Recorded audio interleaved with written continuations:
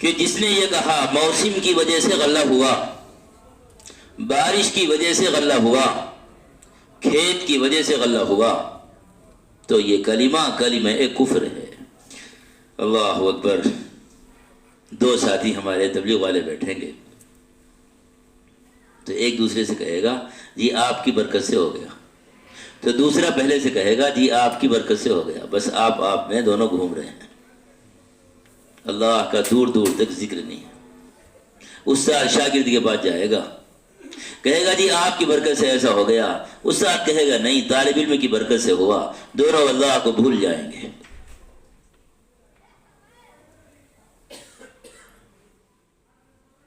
مرید پیر کے پاس جائے گا اور کہے گا جی آپ کی برکت سے ہو گیا، وہ کہے گا نہیں تم چھوٹوں کی برکت سے ہو گیا، تو چھوٹے بڑے میں الجھے ہوئے۔ ہونے کی نسبت اللہ کی طرف کرنا ایمان ہے، ہونے کی نسبت اللہ کی طرف کرنا ہی ایمان ہے۔ ہاں دیکھو تو ذرا قرآن اللہ نے کیسے سکھایا ہے۔ اَأَنْتُمْ تَزْرَعُونَهُ أَمْ نَحْنُ الزَّارِعُونَ۔ اے لوگوں بتاؤ تو ذرا، اللہ نے پوچھا ہے کس سے؟ سارے انسانوں سے پوچھا ہے، سارے انسانوں سے اللہ نے پوچھا ہے کہ یہ بتاؤ زمین سے غلہ تم اگاتے ہو یا ہم اگاتے ہیں؟ زمین سے غلہ بتاؤ کون اگاتا ہے بھائی؟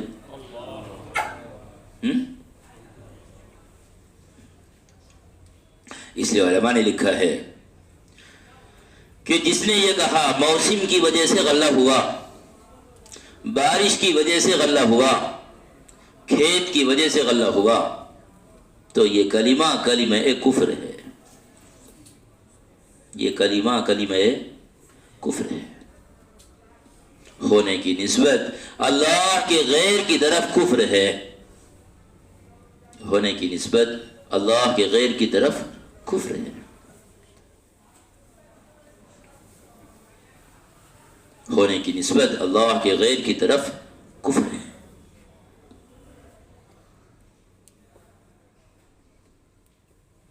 حضرت سلیمان علیہ السلام،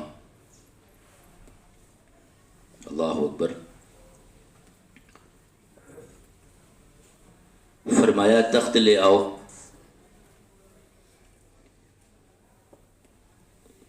تو انسان تو پہلے ہی عاجز ہو گئے، اس لیے کہ نقل و حمل میں انسان جنات سے کمزور ہے، نقل و حمل میں انسان جنات سے کمزور ہے۔ جنات نے کہا کہ ہم لاتے ہیں، فرمایا کتنی دیر میں؟ کہا مجلس کے ختم ہونے سے پہلے، فرمایا نہیں اور جلدی ہے، تو جنات بھی عاجز آ گئے۔ تو ایک بولا، کون بولا؟ قال الذي عنده، ہاں مولوی بولا۔ اب جب تقاضے دیے جاتے ہیں تو ہمارے یہ علماء یہ کہتے ہیں یہ مسئلہ ہے، یہ مسئلہ۔ مولوی تو اس کو کہتے ہیں کہ سلیمان علیہ السلام کی مملکت میں جب سارے انسان عاجز آ جائیں اور سارے جنات عاجز آ جائیں تو کھڑا ہو کر اس تقاضے کو قبول کر لے کون؟ مولوی تو اس کو کہتے تھے۔ دنیا میں ایک ہی بادشاہ گزرا ہے جس نے دنیا پر بادشاہت کی، کون؟ ایک ہی بادشاہ بس جس نے دنیا پر بادشاہت کی ہے، ایک ہی بادشاہ گزرا بس۔ گھوٹالا نہیں کرنا چاہیے کہ 2 گزرے ہو، 3 گزرے ہو، 4 گزرے، اس کا بھی نام لکھ لیا، اس کا بھی نام لکھ لیا، ایک بس۔ قرآن نے انکار کر دیا کہ ہم سلیمان جیسی مملکت کسی کو نہیں دیں گے، ملکن لا ينبغی لأحد من بعدی، یہ دعائے مستجاب ہے سلیمان علیہ السلام کی، اس کے خلاف کیسے ہو سکتا ہے؟ اس سے پہلے ملا نہیں تھا اور اس کے بعد ملے گا نہیں، یہ فرما۔ پوری دنیا پر حکومت کرنے والے ایک بادشاہ سلیمان کہتے ہیں۔ اللہ اکبر۔ ایسے عظیم الشان بادشاہ کے یہاں بھی جب ایسا مسئلہ الجھ گیا جس میں سارے انسان اور سارے جنات عاجز ہو گئے، تو اس تقاضے کو قبول کر لیا کس نے؟ قال الذی عنده علم من الکتاب، جس کے پاس کتاب اللہ کا علم تھا، جس کے پاس کتاب اللہ کا۔ یہاں علم سے ایمان کا کمال مراد ہے، یہاں مراد ایمان کا کمال ہے، یہاں مراد ایمان کا کمال ہے۔ وہ اپنے ایمان کے کمال کی وجہ سے تخت کو لے آیا کہ یہ تخت پیش۔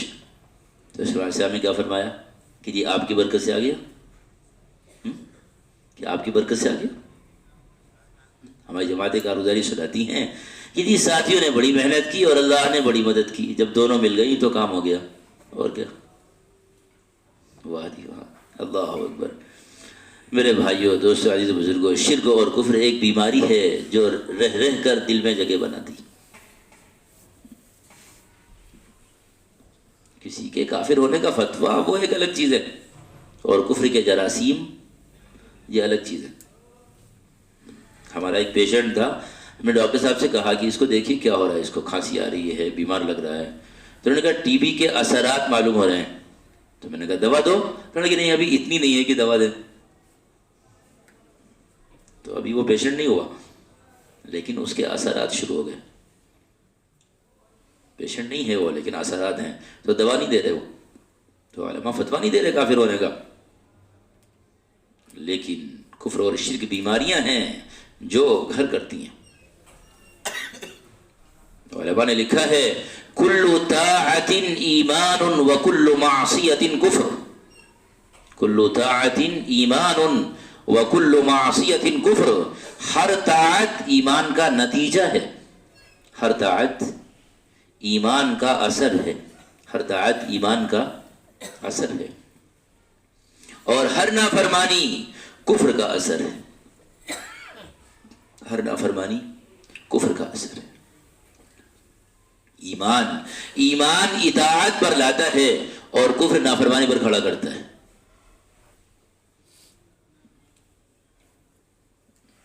اس لیے اس بات پر تمام اہل سنہ والجماعہ کا اتفاق ہے، امام ابو حنیفہ، امام مالک، امام شافعی، امام احمد بن حنبل، ابو منصور ماتوریدی، ابو الحسن الاشعری، امام بخاری، امام مسلم، تمام ائمہ کا اس بات پر اتفاق ہے کہ گناہ ایمان کو نقصان پہنچاتا ہے، گناہ ایمان کو نقصان پہنچاتا ہے، گناہ ایمان کو نقصان پہنچاتا ہے،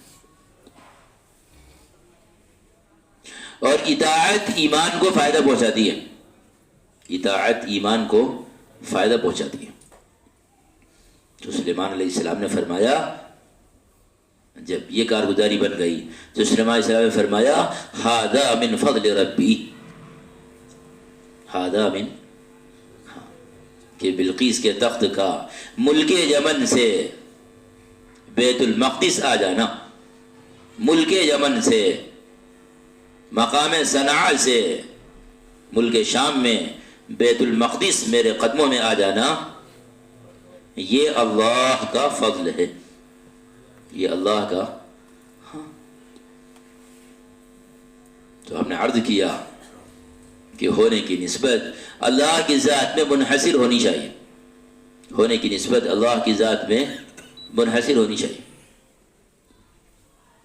ہونے کی نسبت اللہ کی ذات میں منحصر ہونی چاہیے۔ اس کی ہمیں مشق کرنی پڑے گی۔ ابھی ہماری زبانوں پر اور ہمارے خیالات میں اور ہمارے دل و دماغ میں ایمانی اثرات نہیں ہیں۔ ایمان سے متاثر ہونا چاہیے دل کو۔ یہ سوچنا کہ ایمان دل میں چھپی ہوئی چیز ہے، یہ غلط فہمی ہے، یہ غلط فہمی ہے۔ کہتے ہیں محبت اور عداوت چھپ نہیں سکتی، محبت اور عداوت چھپتی ہے۔ محبت کہاں ہوتی ہے؟ دل میں چھپتی ہے۔ عداوت، دشمنی کہاں ہوتی ہے؟ چھپتی ہے۔ تکبر کہاں ہوتا ہے؟ چھپتا ہے۔ تواضع کہاں ہوتی ہے؟ چھپتی ہے کہ جب محبت اور عداوت نہیں چھپ سکتی اور تکبر اور تواضع نہیں چھپ سکتا تو ایمان کیسے چھپ جائے گا؟ ایمان اپنے اثرات دکھائے گا. تو ہم نے عرض کیا ہے کہ اللہ پر ایمان لانا ہے بے اعتبار اس کی ذات کے کہ اللہ واحد ہے اپنی ذات میں اور اللہ واحد ہے اپنی صفات میں. اس لیے نسبت اللہ کی طرف کرنی ہے. نسبت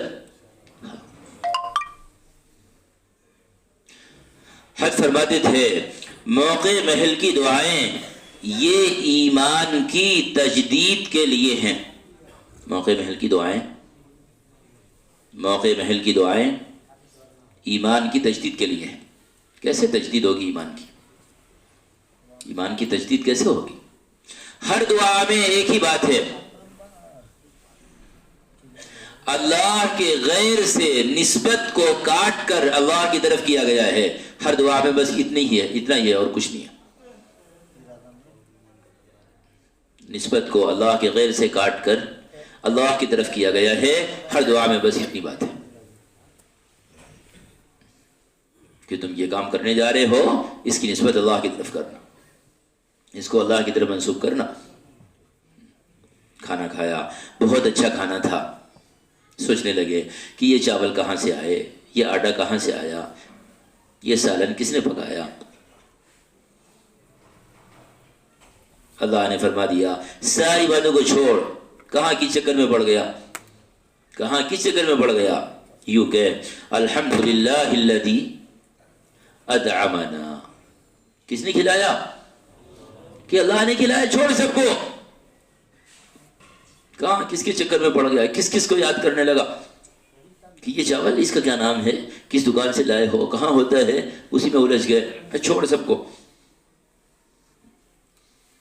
جس کا کھانا کھا لیا اسی کو جھک کر سلام کرنا شروع کر دیا. چھوڑ سب کو، کس چکر میں پڑا ہوا ہے. کہ الحمدللہ الذی اطعمنا، تعریف صرف ایک اللہ کی ہے، اس نے کھلایا ہمیں. وسقانا، اور اس نے پلایا ہے. اور کھانے پینے کی نعمتوں کو زندگی کا مقصد بنا کے مت رہو. وجعلنا مسلمین، اصل بات یہ ہے کہ اللہ نے اسلام کی نعمت دی ہے، اس کو یاد کرو. اصل نعمت ہاں ہماری جماعتیں کام کرتی ہیں، جب دنیاوی فتوحات ہو جاتی ہیں تو کہتے ہیں اللہ کی مدد ہے، اور جماعت نکل جائے گی تو نہیں کہیں گے اللہ کی مدد ہے. عجیب بات ہے. جماعت کے نکلنے کو اللہ کی مدد کہہ کر نہیں بیان کرتے، لیکن اگر کوئی اچانک کھانا لے آئے تو اس کو اللہ کی مدد کہہ کر بیان کرتے ہیں. یہ دنیا کے تأثر کی بات ہے اور مقصد سے غفلت کی بات ہے. ہاں، دنیا کے مقصود ہو جانے کی بات ہے. اس کی دعا کرائی گئی حدیث میں، اللہم لا تجعل الدنیا اکبر ہمنا، اے اللہ دنیا کو مہم میں مقصود نہ بنا، دنیا کو مہم میں مقصود نہ بنا.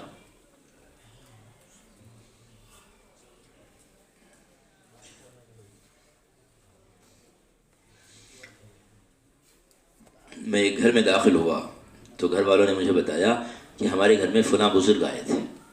پھر کہنے لگے ہماری ٹنکی میں پانی نہیں تھا، انہوں نے ٹوٹی کھولی، پانی نکلنے لگا. میں نے کہا ارے یہ کام تو کنواں کھود کر بھی ہو سکتا تھا. اگر ٹوٹی سے نہ نکلتا تو کنواں کھود کر بھی پانی نکالا جا سکتا تھا. مجھے یہ بتا رات میں تہجد انہوں نے کیسی پڑھی تھی. میں ان کو جانتا تھا، وہ واقعی بزرگ تھے، اور نہیں بتا سکا کہ تہجد کیسی پڑھی تھی. ٹوٹی کے پانی سے متاثر ہے اور تہجد دیکھا بھی نہیں اس کو کہ تہجد پڑھی کہ نہیں پڑھی. اتنا دیکھ رہے ٹوٹی سے پانی آ گیا. اللہ جزائے خیر دے حضرت معالی میاں صاحب کو. فرماتے ہیں حضرت محمد صلی اللہ علیہ وسلم نے میڈیکل سائنس نہیں دیا اور انہیں دینا بھی نہیں چاہیے. دیا نہیں اور دینا بھی نہیں چاہیے. اس لیے کہ یہ تو اللہ نے انسانیت کو پہلے سے دے رکھا ہے. وَعَلَّمَ آدَمَ الْأَسْمَاءَ كُلَّهَا. یہ کون سی بات ہے؟ ایک انگریز نے ایک کتاب میں لکھا ہے، اس نے کہا ہے انسانوں نے کیا ترقی کی؟ پرندوں کی طرح اڑنے کو انہوں نے ترقی سمجھا ہے، اور مچھلیوں کی طرح تیرنے کو انہوں نے ترقی سمجھا ہے. ایک انگریز نے لکھا ہے. یہ کیا بات ہے؟ انسانیت کی ترقی، انسانیت کی ترقی، اللہ اکبر، وہ ہے جس کو قرآن نے متعین کر دیا.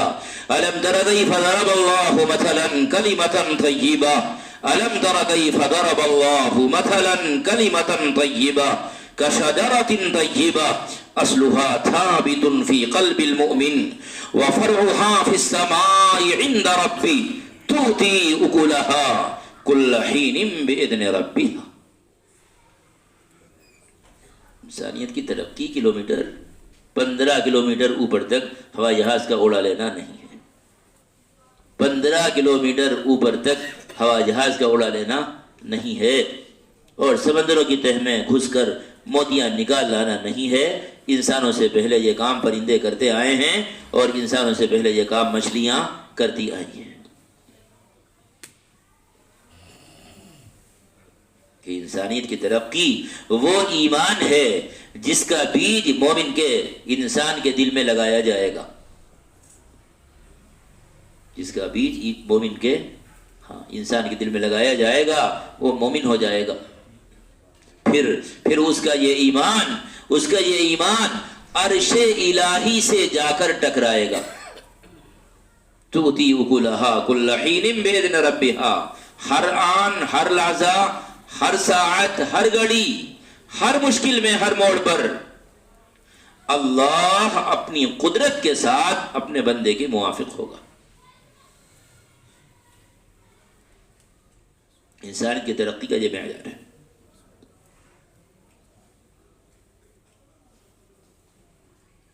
تو ہم نے عرض کیا